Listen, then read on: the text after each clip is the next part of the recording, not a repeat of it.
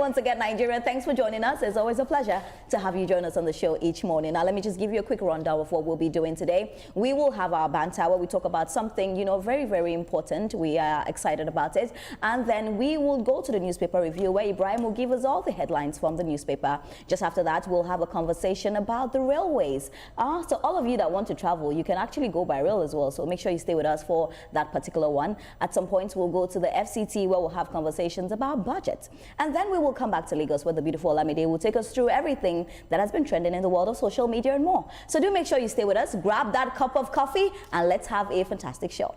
Now we'll start with the story where exactly 1 month after the abduction, the remaining students of St. Mary's Primary and Secondary School, Papiri, Niger State, have regained their freedom. Now, presidential spokesman Sunday Dare announced this development in a tweet on his official X handle. Now, security sources who also confirmed their release say the final batch of students were freed today, bringing the total number of rescued children to 265. Now, the abduction occurred in the early hours of November 21, 2025, when armed gunmen attacked the boarding school and abducted 303 students and 12 teachers. Now, 50 students are said to have escaped on their own shortly after the incident, while another 100 were released on December 8 following sustained security operations. Now, the Bishop of Kantagora discussed and proprietor of the school, Most Reverend Balus Yohana, confirmed that Governor Marubago called him to confirm the release of the children and teachers.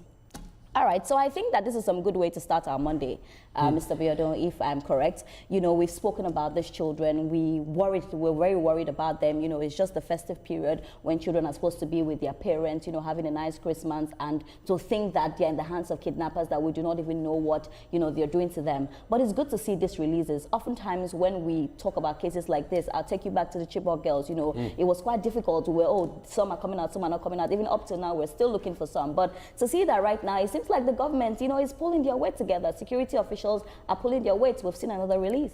Yeah, I think we've seen a better management of the situation in relation to hostage taking in Nigeria. In the first instance, lessons have to be learned. We had what they call the Safe School Initiative. Many states did not sign up to it, including states that are vulnerable. There's a limit to how you can blame state government at times. You need to look at other structures of governance in Nigeria. Now, but I think many people have learned their lessons. Many states are now, I'm not necessarily blaming those who are in power currently. Yeah. Many state governments have now signed up to it, if not all of them. So we are likely going to see an improvement in the situation. But one thing which I must comment on is the fact that the federal government has lived up to his words. They promised they would try and get the girls, the children released, and they've all been released. So that, for me, is good news. The major thing is for us to make sure that we are able to protect our schools and stop our children, being kidnapped, by people who are criminally minded, who have some other goals, whether political or socio-economic. The most important thing is the girls are back and they're with their parents. I rejoice with those parents. It's a sad experience. Yeah. Very One can only hope it won't happen again.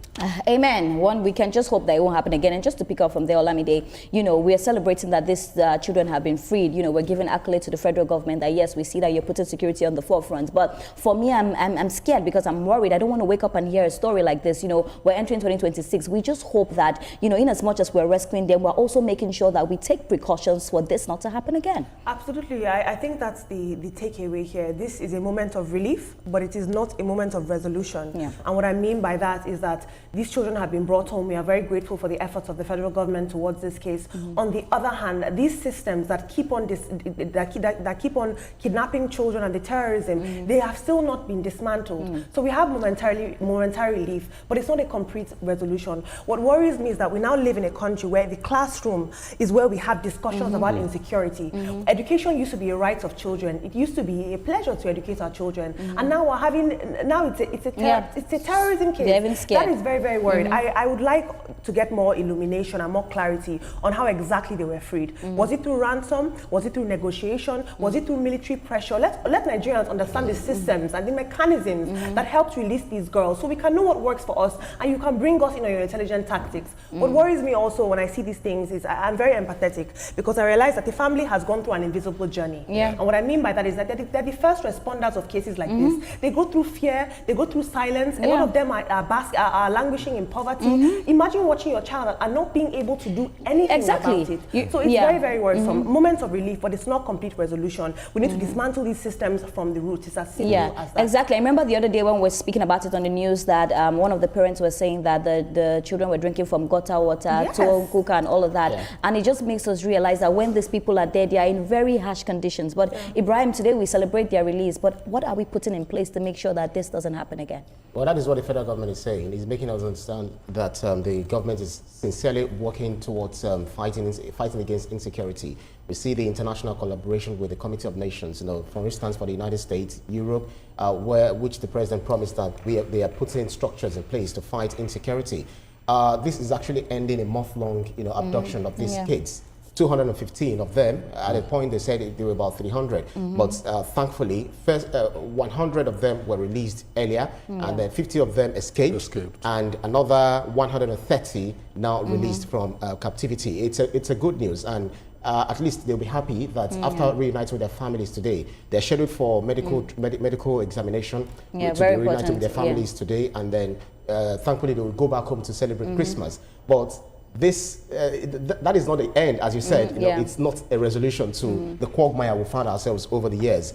What really are the reasons why we're having insecurity? Are they external, maybe mercenaries, people who want to destabilize Nigeria? Are there sponsors from within? Other countries also sponsoring terrorism, within the Nigerian nation. So we need to deal decisively with these people. So whatever it is that we want to do in January, we want to begin to have a new lease of life, fresh of life, fresh of breath there, so much so that anytime we sit on this table, we do not talk about insecurity. So wherever it is that we are lacking, we want to get everything resolved.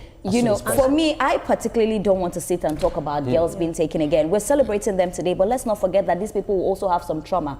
They will be traumatized in one way or the other, and that's why medical attention is very important, that they get medical attention. But we just want to pray that this would not happen again. We need to make sure that our schools are safe. For now, that's the most important thing that we need to be doing. We celebrate the girls back home, but we also need to put things in place that this does not happen again. We should also not forget the teachers. I think some of the teachers, one or two, were victims also. So and these terrorists, they are cowards. Just very quickly, they are cowards because children are soft targets. This is going to get you negotiations. It's going to get you publicity, and you're a weakling. And that's what they've always been using. But I hope that by next year, I'm really hopeful, Olamide, that we'll be able to fight this and put a stop to this. Our children will definitely be safe in school. We'll take a breather now, and when we return, it will be time for the newspaper review. There are lots of really, really important headlines, so do make sure you stay with us. This is TVC Breakfast.